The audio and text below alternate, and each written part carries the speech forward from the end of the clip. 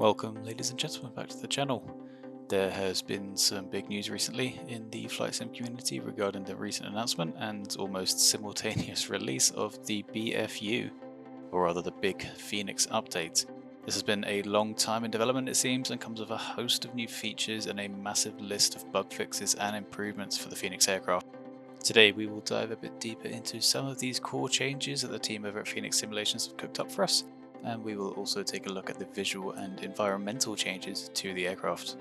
My name is Tom, welcome back as always to the JPA channel, and let's get right into it. So let's talk performance. First on the list, and I guess you could say that this could encompass all the visual changes that Fenix have made, is now that the whole A320 aircraft family are no longer made in Microsoft Flight Simulator 2020 and then ported to 2024.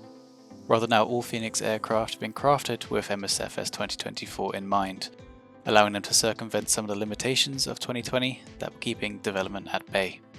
So what does that exactly mean for us who are using Microsoft Flight Simulator 2024? Essentially, the Fenix aircraft, or the Fenix A320 family, are now native to our simulator. With that, we're getting a lot more detail with a lot better performance.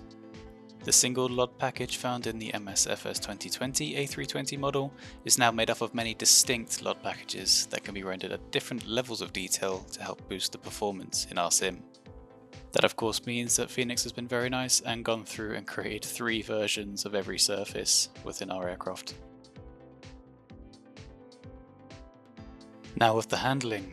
Once again, Fenix have completely overhauled the handling of the aircraft, both in terms of the landing dynamics and the fly-by-wire system.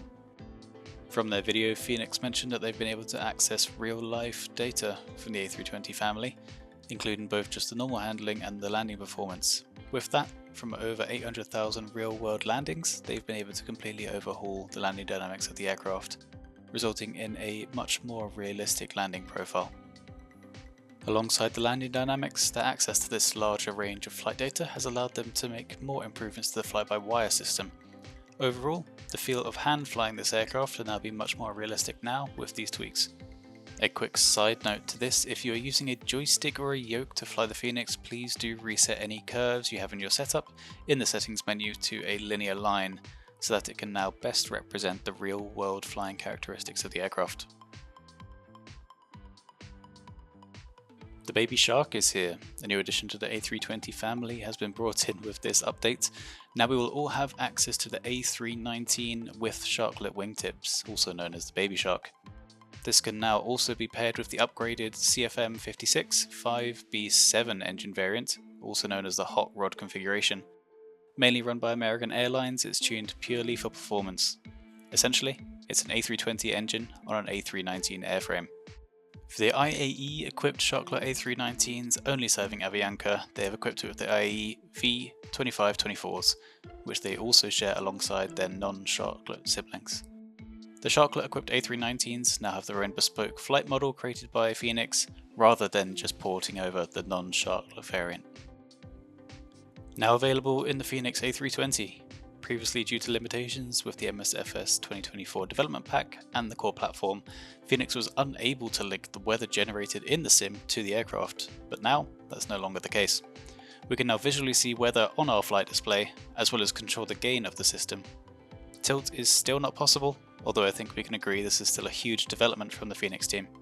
It is something we've been missing for a while now, and now it's finally here. Volume controls. This came a bit out of the blue, but now we are able to control system sounds from within the Fenix EFB. The volume for other apps such as vPilot for VATSIM or even Spotify can be controlled via the ACP volume knobs and all be set up within the sim. The team at Fenix have also been hard at work re-recording and tweaking the entire sound set for the A320, all taken from real-world aircraft to improve the immersion of the sound environment both within the cab and externally. And a huge upgrade dug out of the MFSS sound engine is now the ability to change the attenuation of external sounds when within the aircraft, including when the doors or windows are fully open or closed.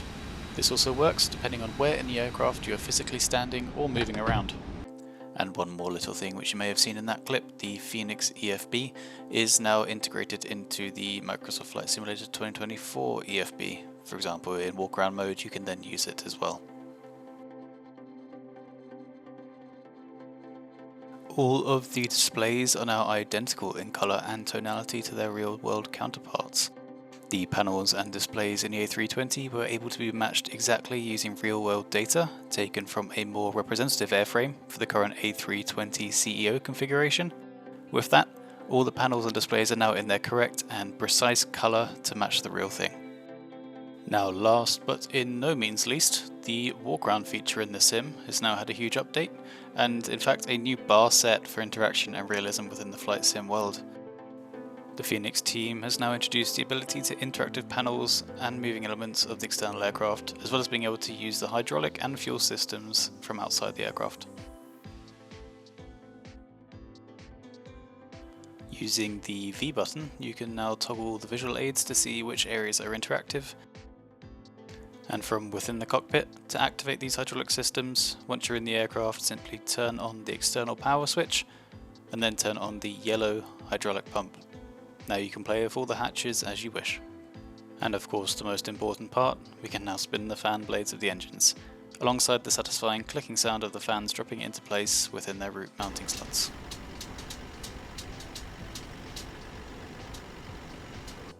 And there we go. There's a brief overview of some of the main changes and updates that we've seen within the Fenix A320. There's a huge long change log as well as the accompanying blog post from Fenix that I will link down below, as well as the release video from Amir at Fenix himself. There are many more points that I haven't covered today, so if you're interested in seeing the full changes, then do go and have a look at their video where Amir goes into greater detail about these updates, as well as the changelog for all the little tweaks and bug fixes that we are getting. Thanks as always for watching the video. If you enjoyed and are interested in more flight sim news, please feel free to like and subscribe, and I will catch you in the next video.